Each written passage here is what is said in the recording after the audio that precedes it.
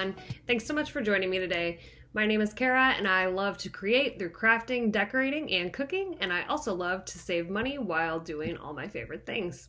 In today's video, I'm going to be showing you 3 dinners that we had this week that were inspired by my weekly Aldi flyer. I've been shopping at Aldi for years now. I love it. I always have my Aldi quarter in my car and my reusable bags ready to go.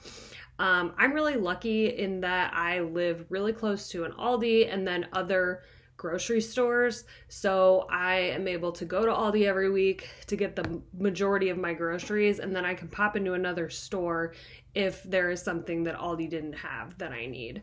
So I love that, and I realize that I'm really lucky to kind of have access to all of that different stuff really close to me.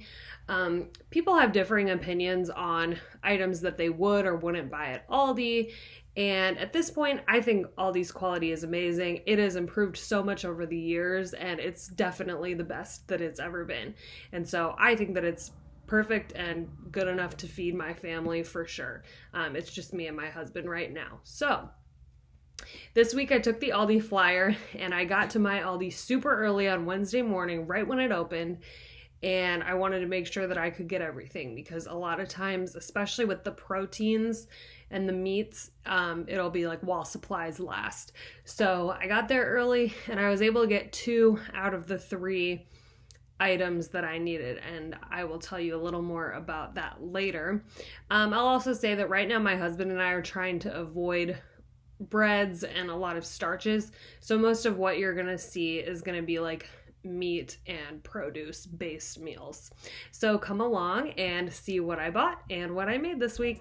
The only item that I had any trouble finding at my Aldi was the 99-cent per pound fresh family pack of split chicken breasts. So I ended up getting some chicken breasts that were $1.89 per pound, and I still think that's a really good deal.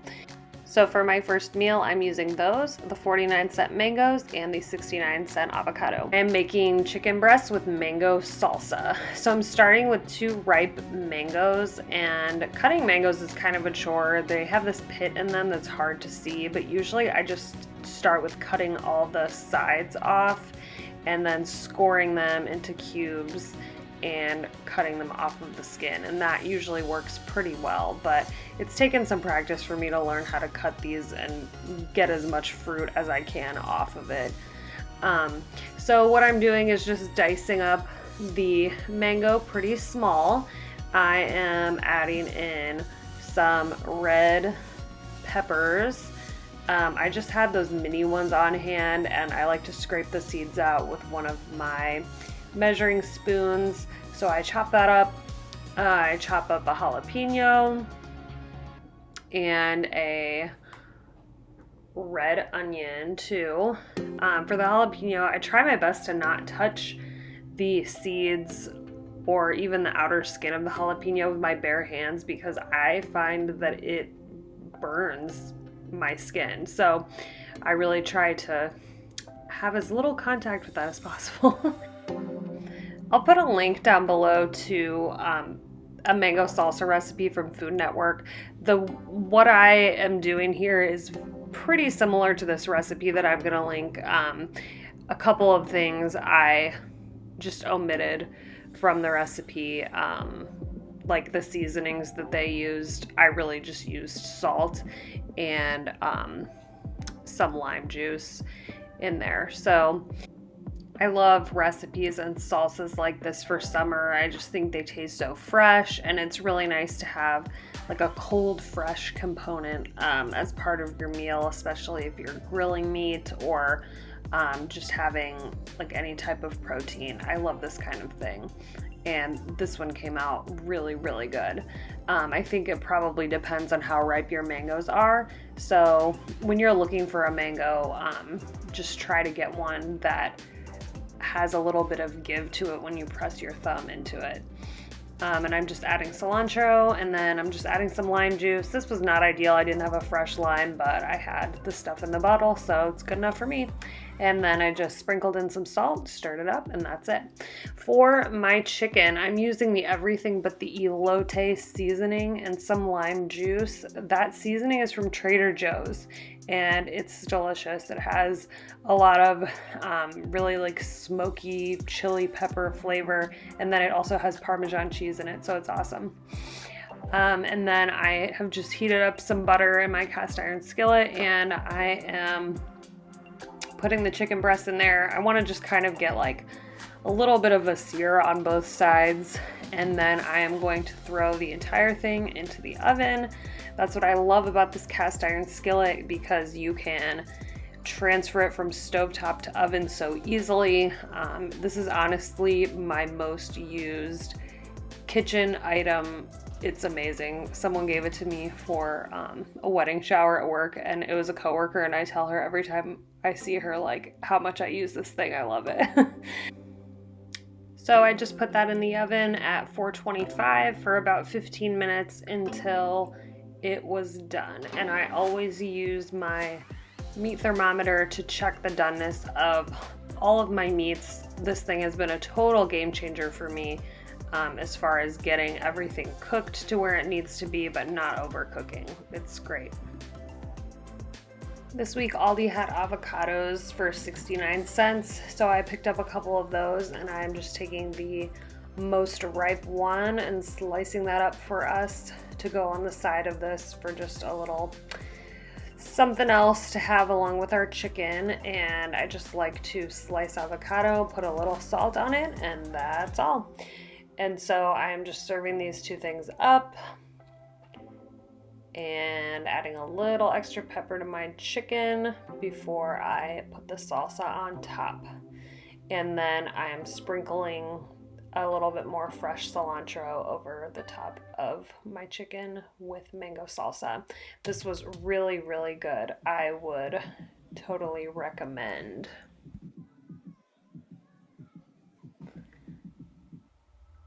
For my next meal, I am using the Simple Creations Fresh Chop House Rub Seasoned Beef Ribeye Steaks. And these were $3.99 each. And then I'm going to be using some of the 99-cent mushrooms and making ribeyes with stuffed mushrooms. So I started off by cleaning my mushrooms, washing them really well, and then removing all of the stems from them. And I'm chopping up the stems really small. This recipe was inspired by, the Pioneer Woman's heavenly stuffed mushrooms. I did not follow this to a T. I just kind of did what I had and kind of made up the rest as I went along. But I did want to give her the credit because that was kind of like the base of this recipe that I found was from her. So I have some Italian sausage that I removed from the casing. I just used 2 of the full Italian sausages for this, and then 4 cloves of garlic, a quarter of a yellow onion, and then all of those mushroom stems. And I'm just cooking this over medium heat until the sausage is cooked and the onions and mushrooms start to cook down. And I just added some dried oregano, parsley, and thyme to this. I just eyeballed it. I don't measure. And then I'm adding a little bit of white wine to deglaze the pan with. Once that's cooked off, I'm adding, I would say, about 1/4 of a block of that Neufchâtel cheese. It's supposed to be lower in fat than regular cream cheese, so I don't know, maybe that's just a trick, but they got me. So anyway, I am just putting that in. I had turned the heat off at this point.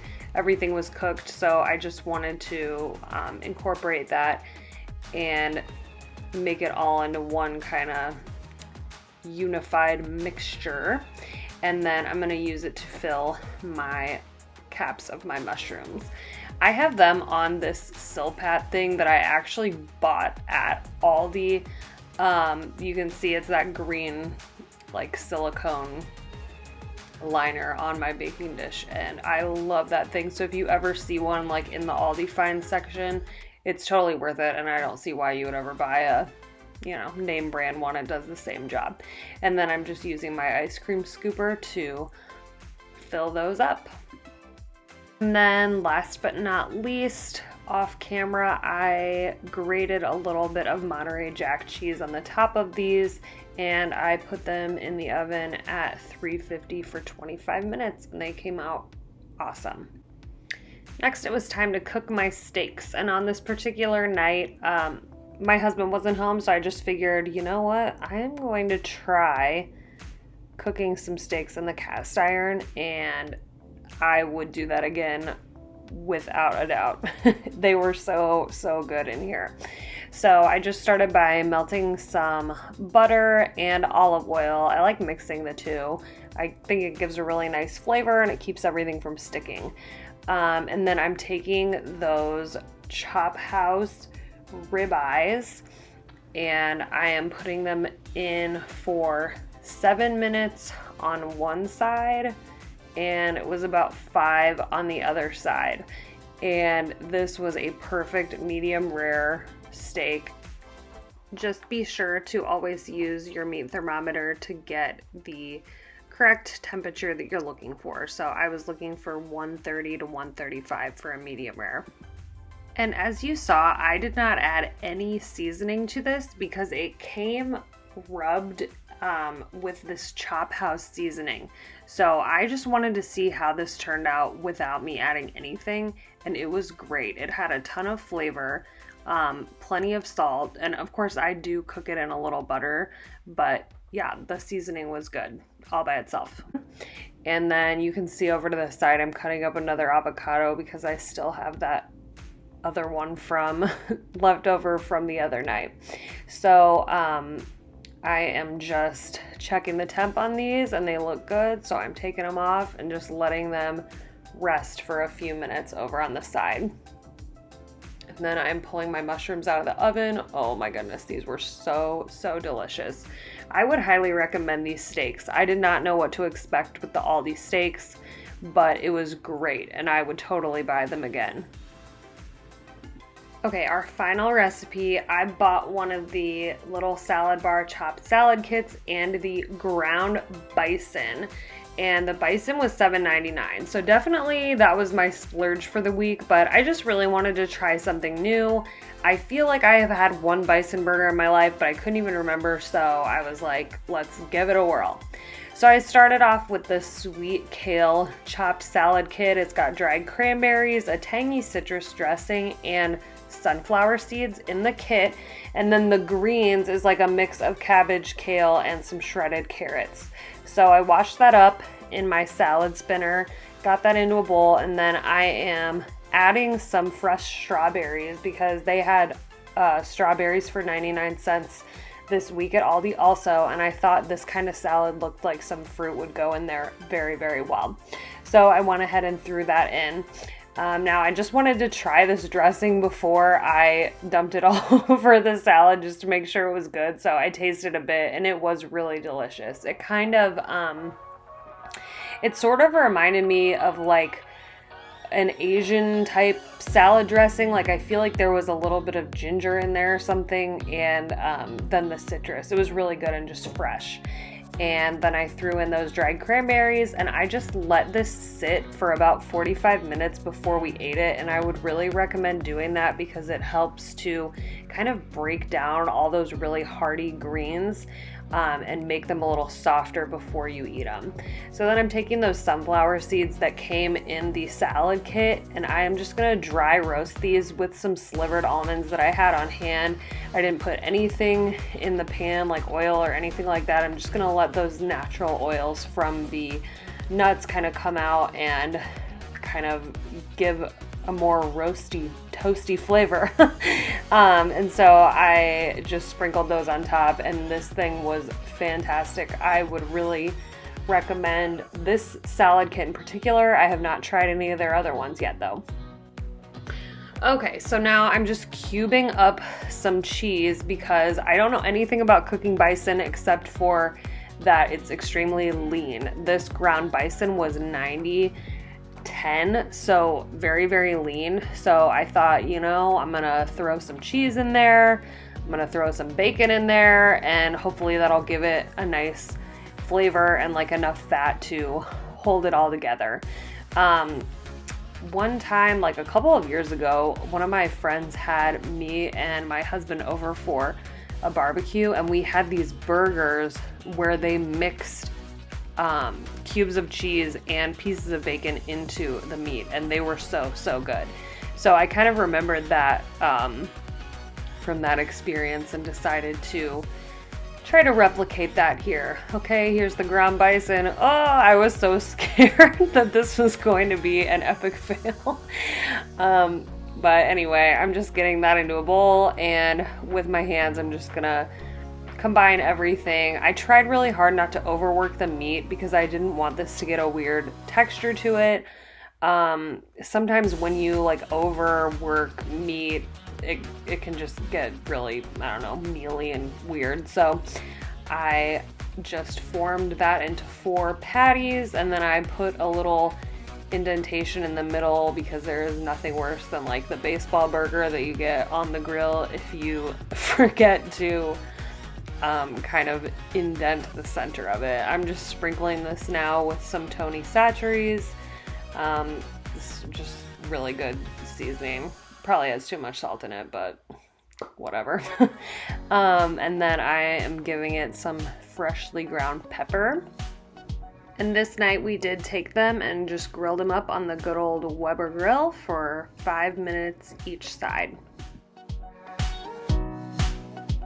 My take on the bison burgers was that they tasted really good. They just tasted like a regular hamburger. So I think for that price, I'm probably just gonna stick with plain old hamburger next time. But I would do the bacon and cheese thing again. That was great.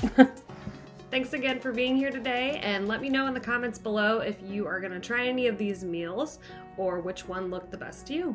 I'll see you guys next time. Bye. Does somebody know? Does somebody know of a place where the green isn't covered by snow? Every time that your eyes speak, it's time to